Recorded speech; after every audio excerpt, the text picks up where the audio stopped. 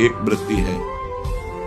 जब उपासक अपने भजन को अपना पुरुषार्थ केवल मान लेता है तो दूसरों पर वो दोष दर्शन करने लगता है।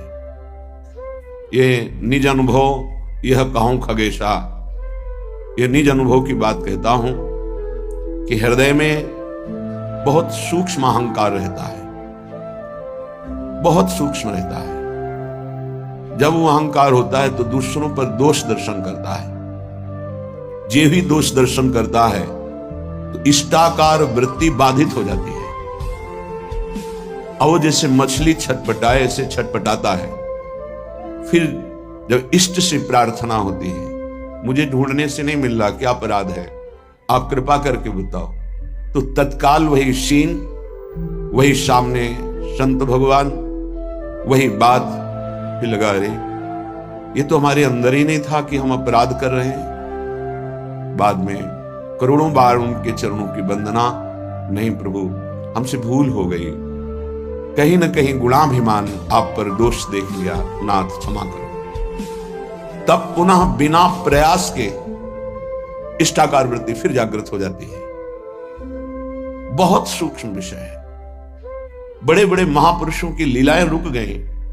इसलिए एक बात जीवन में ध्यान रहे, जो हम लोग विनोद में भी ऐसे शब्दों का उच्चारण कर देते हैं जो हमें पता नहीं लगता, और वाणी का अपराध हृदय के भजन को रोक देता है। केवल इतनी बात, ये कोई रहनी है, ये कोई बोलने का तरीका है, ऐसे बोला जाता है, बस पता नहीं चला कि हमारे द्वारा अपराध बन गया। बड़ी सावधान वृत्ति, इष्टाकार वृत्ति में अंतर पर खोजने से नहीं मिल रही थी। वो वृत्ति कहां गई? हृदय मछली की तरह तड़पता है, कहां गई वो वृत्ति? इष्ट और गुरु की कृपा से तब समझ में आया, अरे आप सोचो, केवल विनोद भाषा में, वो भी उनके सामने नहीं ऐसी रहनी नहीं ठीक है, नहीं, किंचन मात्र कहीं अगर दोष दर्शन हुआ तो मलिन हृदय होने के कारण भले आप उसे पकड़ ना पावे, वो आपके भजन को रोक देगी वृत्ति, भजन को चौपट कर देगी वृत्ति। ये तो कृपा है धाम की कि तत्काल समझ में आ जाता है त्रुटि कहां हुई। नहीं तो महीनों निकल सकते हैं, आप पकड़ ही नहीं पाएंगे कि हमसे गलती कहां हो गई। इसलिए श्रीपाद कह रहे हैं, असह बहु दुर्वचो यदि वदंति साक्षात स्त्रियों। कोई हमको दुर्वचन कहे, गाली दे, दोषारोपण करे, तो भी हमें दोषारोपण नहीं करना। ये आप तब तक नहीं समझेंगे जब तक आपका भजन निरंतर नहीं चल रहा। निरंतर चलेगा तो घबरा के चरणों में लौट जाएंगे, क्योंकि भजन से बढ़कर कुछ नहीं है। जब आपका भजन रोक दिया जाएगा तब आपको पता चलेगा कि अरे मेरे से गलती हो गई। अभी भजन चल ही नहीं रहा उस कोटि का, तो आपको लगता है क्या फर्क पड़ता है। फर्क बहुत बड़ा पड़ गया, पर आप जानते ही नहीं हैं, आप उस स्थिति में ही नहीं कि एक सेकंड के लिए, एक मिनट के लिए अगर स्थिति में परिवर्तन पड़ता है, प्राण निकलने की स्थिति, ये क्या हो गया, ये कैसे हो गया। बाहरी चेष्टाएं कैसी भी होती रहे, अंतर से इष्टाकार वृत्ति कोई फर्क नहीं पड़ता। विषयान गृहणंतु मुंचन्तु वा, अंदर से इष्ट चिंतन में फर्क पड़ गया तो बाहर से कोई महत्व उसका नहीं होता। उपासक की दृष्टि अंतर्मुख रहती है। असह्य बहु दुर्वचो, यद्यपि असहनीय है, बड़ा दुर्वचन वो बोल रहा है, पर सहना होगा। अगर सहन नहीं करते हो तो उसमें भगवत भाव नहीं आएगा, निंदा की भावना आ जाएगी। सृष्टि में अजात शत्रु हुए बिना भगवत साक्षात्कार नहीं होता। एक भी दुश्मन नहीं होना चाहिए, एक भी द्वेष का पात्र नहीं होना चाहिए। श्री भगवान कह रहे अद्वेष्टा सर्वभूतानाम, समस्त भूतों में दोष रहित वृत्ति आ जाए, ऐसे थोड़ी परम पद की बात आती है। बलाद अपहरंति चेत प्रिय सुतादिकम घृणंति वा, हमारी प्रिय वस्तुओं का कोई अपहरण कर ले, प्रियजनों को पीड़ा पहुंचावे, तो भी हम भगवद आश्रित हैं। प्रभु आप देखो आपका विधान, हम तो असमर्थ हैं, आपकी शरण में आपको जैसा। अब तो जोई जोई प्यारो करे सोई मोहि भावे, जैसा आप राजी हो हम राजी हैं, आपकी राजी ही हमारी राजी है।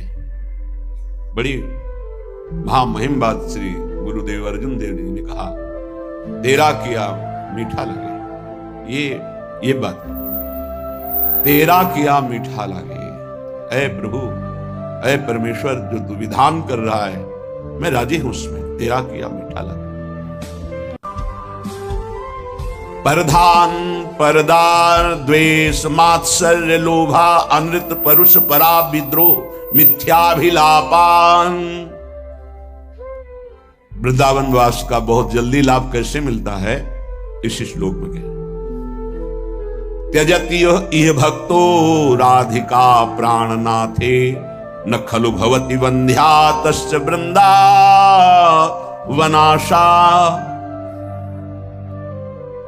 वृंदावन की आशा और उसका फल कभी निष्फल नहीं जाता है।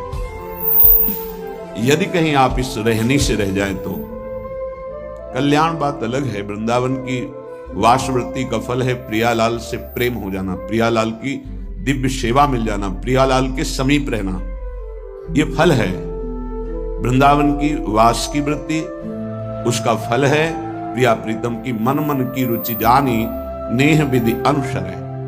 प्रियालाल के मन की बात जानकर उनकी सेवा में तन्मय रहना, ये बहुत जोर की बात है। आप ध्यान दीजिए, यदि ऐसी रहनी से वृंदावन रहा जाए तो बहुत जल्दी प्रियालाल की प्राप्ति हो जाएगी।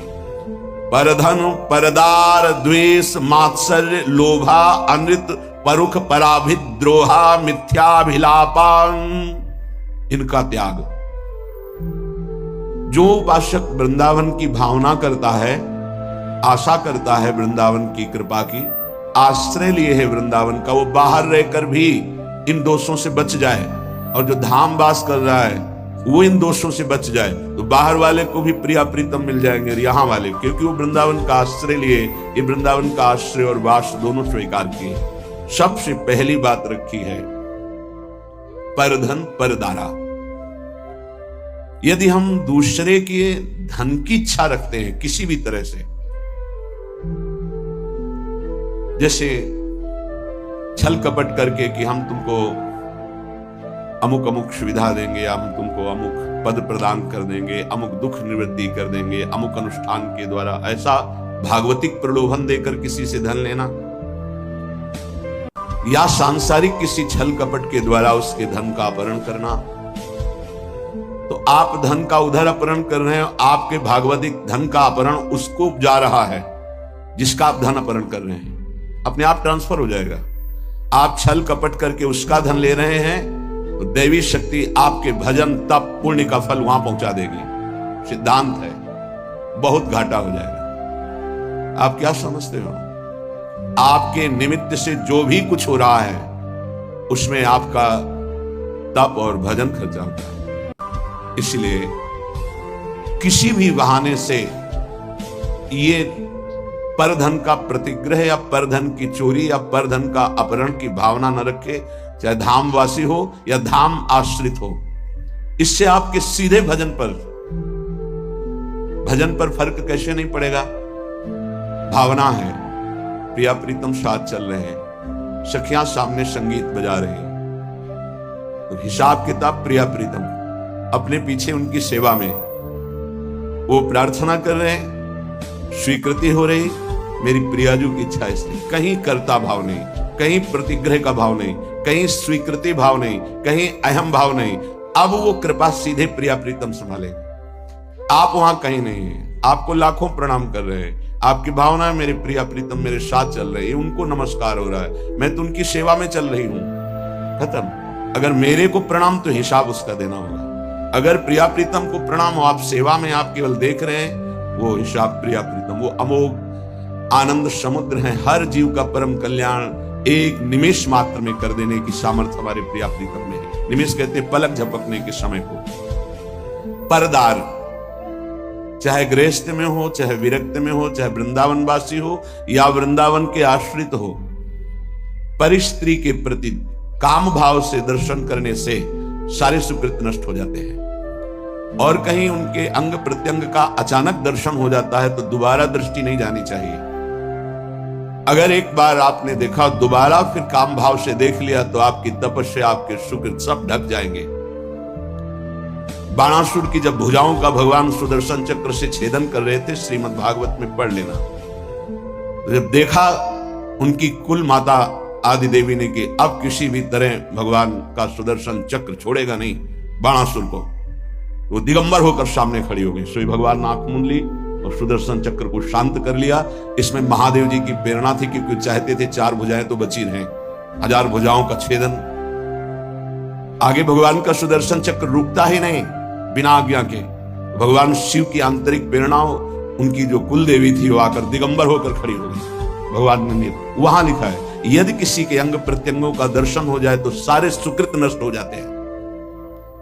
इसलिए पर शब्द लिखा हुआ है। गृहस्थ में भी है, तो जो पराई माता बहनें हैं, अगर वृंदावन का आश्रय लियो भगवत मार्ग के पथि को, तो दृष्टि एक बार जाने में क्षमा है।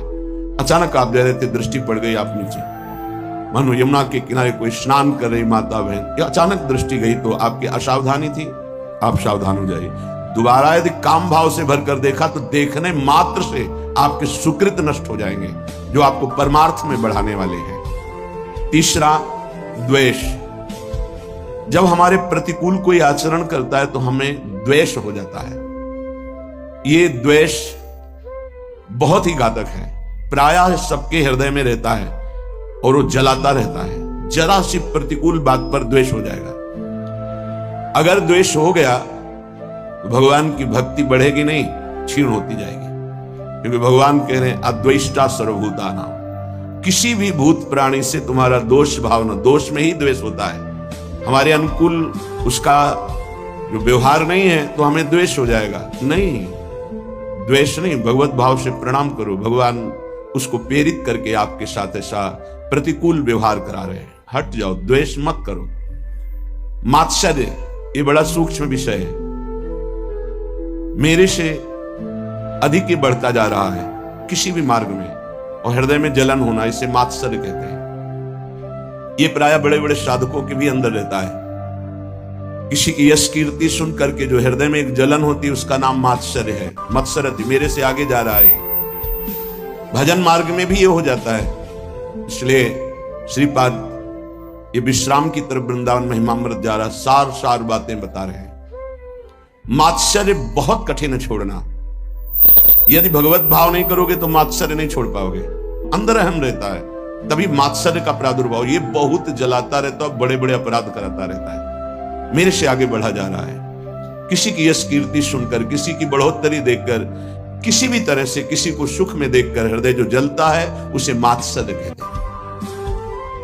लोभ, हर इंद्री के भोग का लोभ होता है। लोभ पास जय गल न बंधाया, सो नर तुम समान रघुराया। गोस्वामी तुलसीदास जी कह रहे, जिसने लोभ रूपी फांसी में अपने गले को नहीं बनाया, वो साक्षात श्री भगवान का स्वरूप हो जाता है। लोभ पास जय गल न बंधाया, सो नर तुम समान रघुराया। चाहे वो स्त्री शरीर में उपासक हो, चाहे पुरुष शरीर में, किसी भी वस्तु का, किसी भी भोग का लोभ नहीं होना चाहिए। किसी धन का, स्वर्ण का, पद का लोभ बहुत तरह का होता है। लोभ एक रख लो तो सब लोभ खत्म हो जाएंगे। नाम बढ़ाने का लोभ, नाम जपने का लोभ, कितना नाम अधिक जप लूं, इसका लोभ बढ़ा लो तो ये सब लोभों को नष्ट कर देगा। अनृत, झूठ बोलना उपासक के लिए बहुत हानिकारक है। झूठ बोलना नहीं, चालबाजी, छल कपट का व्यवहार उपासक के हृदय में। संत सरल चित जगत हित, जान स्वभाव स्नेह। जिनका स्वभाव प्रेममय होता है, चित्त सरल होता है, कोई छल कपट हृदय में नहीं होता, वो संत मार्ग का पथिक संत है। अनृत, झूठ बोलना नहीं होना चाहिए। संतों का मार्ग विश्वास और श्रद्धा से होता है। यहां कोई कह दे कि ऐसा से ऐसा, बिल्कुल 100% सही, उसमें ये विचार नहीं होता कि ये झूठ भी बोल सकता है क्या, ये कपट भी कर सकता है क्या, क्योंकि विश्वास से ही हमारी यात्रा हुई है। तत्काल विश्वास। ऐसे ही पूरा जगत जो थोड़ा भी आस्तिक है, संतों के वचनों पर विश्वास करता है कि ये कभी झूठ नहीं बोलते। साधक देखते ही पता चलता है कि भगवान के जन है, ये झूठ क्यों बोलेंगे, उनकी बात पर तत्काल विश्वास होता है। इसलिए अनृत, कभी झूठ बोलने का आपके हृदय में विचार ही न रह जाए, ऐसा इष्ट देव से प्रार्थना करें कि हमें वो सामर्थ्य प्रदान कीजिए कि मैं कभी झूठ ना बोलूं। किस बात के लिए झूठ बोलूं? एक गलती छुपाने के लिए 1000 गलतियां कर बैठते हैं हम। अगर एक गलती स्वीकार कर ले तो 1000 गलतियों से बच जाएंगे। हम झूठ क्यों बोले? परुख, कड़ुआ वचन, झूठ नहीं बोलना, इसके साथ कठोर वचन नहीं बोलना। कुछ भजन करने वाले उपासक समझ नहीं पाते, तो ऐसे सेवक जी बड़ा विनोद करके उनके लिए बोल रहे हैं। एक रिसाने से रूखे से दीखत पूछत रीति भभूकत धावत। बोले एक ऐसे मानो गुस्सा है, रिसाने से मानो हृदय शुष्क है, रूखे से दीखत, बात करो तो भभूकत धावत। भभूकत धावत, भूकत शब्द श्वान के लिए है, वो एकदम ऐसा नहीं। उपासक का व्यवहार बहुत सरल, मृदु और उदासीन, दोनों बातें समझनी है। गंभीर शब्दों में, मृदु शब्दों में हल्की मुस्कुराहट लेते हुए बात कह दी, उदासीन हो गया। एक रिसाने से रूखे से दीखत पूछत रीति भभूकत धावत, ऐसा नहीं होना चाहिए। एक रंगमगे बोला, यह भी नहीं होना चाहिए कि बहुत सजा करके सामने वाले, नहीं, सीधी बात, सरल चित्त से मन मुस्कान से उत्तर दिया। आवश्यक हुआ तो, कोई हमारा द्वेष नहीं, कोई हमारा कड़ुआपन नहीं है, और उदासीन हो गए। परुख वचन कबहु न कहे, कठोर वचन कभी उपासक न बोले। पर आप भी द्रोह, किसी दूसरे से द्रोह का आचरण निष्ठुरता पूर्वक जो होता है वो कभी नहीं होना चाहिए। पराभित द्रोह, कठोर व्यवहार करते हुए द्रोह का आचरण नहीं करना चाहिए। हमारा व्यवहार मृदु होगा, आप हमारे साथ कठोर व्यवहार करते हो, वो आपका स्वभाव है, हम छोड़ देते हैं आराध्य देव के ऊपर। आराध्य देव का विधान है कि ये कठोर व्यवहार करेगा, मैं सहूंगा। उसके लिए क्या विधान है आराध्य देव जाने। अपने को कठोर व्यवहार नहीं करना, द्रोह नहीं करना। बहुत हृदय जलता है यदि द्रोह करोगे। कल्पनात्मक भय उत्पन्न होता रहता है द्रोह करने वाले को। कभी द्रोह करने वाला शांति से नहीं रह सकता है, इसलिए किसी से द्रोह ना करे। अपने से जो द्रोह करे उसको भी नमस्कार करे। हम द्रोह की भावना पुष्ट नहीं होने देंगे। आप अपनी तरफ से करो, हम आपको नमस्कार करेंगे। हमारा परमार्थ का मार्ग है, आप स्वार्थ में इसलिए समझ नहीं पा रहे। मिथ्याभिलापान, उपासक को व्यर्थ की बातें करने की आदत पर शासन करना चाहिए। बहुत अच्छे अच्छे उपासकों के दर्शन होते हैं, बोलते ही नहीं, ऐसा लगता है बाणी ही नहीं, सेवा में लगे, कभी कोई बातचीत नहीं। बहुत अच्छा है, जब बोले तो प्रिया प्रीतम की बात बोले, नहीं ताते मौन रहना उचित है, गुरुदास जी कह रहे हैं। तो परधन परदार द्वेष मात्सर्य लोभा अनृत परुख पराभिद्रोह मिथ्याभिलापान त्यजति। इतने दोषों का त्याग कर दे। ये वृंदावन की रहनी है, ये वृंदावन के आश्रित का आचरण है। चाहे जहां रहते हो इसको स्वीकार कर लो।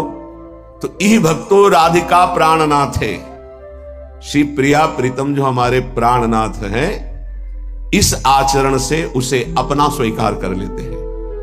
बहुत जोर की बात है।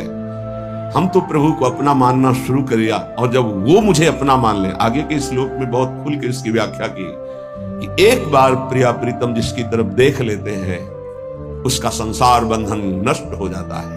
एक बार देख लेते हैं।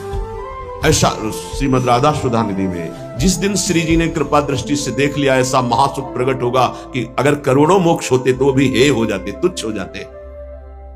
करोड़ों मुक्तियों को तुच्छ कर देने वाली कृपा कटाक्ष हमारी श्री राधा किशोरी की है। यहां कह रहे यदि ऐसे आचरण आप करोगे तो प्राणनाथ का प्यार नहीं पा पाओगे, और अगर इन आचरणों का त्याग कर दोगे जो अभी त्याज्य बताया गया, त्यजति इह भक्तो राधिका प्राणनाथ है, अगर इन दोषों को त्याग दिया नाम के बल से, आश्रय के बल से, तो तुम्हारे प्राणनाथ तुम पर प्रसन्न हो जाएंगे। तुम जो भक्ति करते हो तुम्हारी भक्ति करेंगे। तुम्हारी भक्ति क्या होती है? भावे मोहि जोई सोई सोई करे प्यारे। अब जो मुझे भाता है मेरे प्यारे वही करते हैं। न खलु भवति बंध्या तस्य वृंदावन आशा, उसकी कभी वृंदावन की आशा और वृंदावन का फल कभी नहीं छूटेगा। वृंदावन का फल प्रिया प्रीतम की सेवा में पहुंच जाना, वृंदावन की आशा चिदानंद वृंदावन में प्रवेश पा। ये दोनों कभी व्यर्थ नहीं जाएंगे जो ऐसी रहनी से रहता है। बंध्या कहते हैं कि जो पुत्र नहीं प्रकट करती, वो आशा बंध्या है जिसमें ये दोष है, वो फल प्रकट नहीं कर पाएगी। इसलिए इन दोषों का त्याग करें।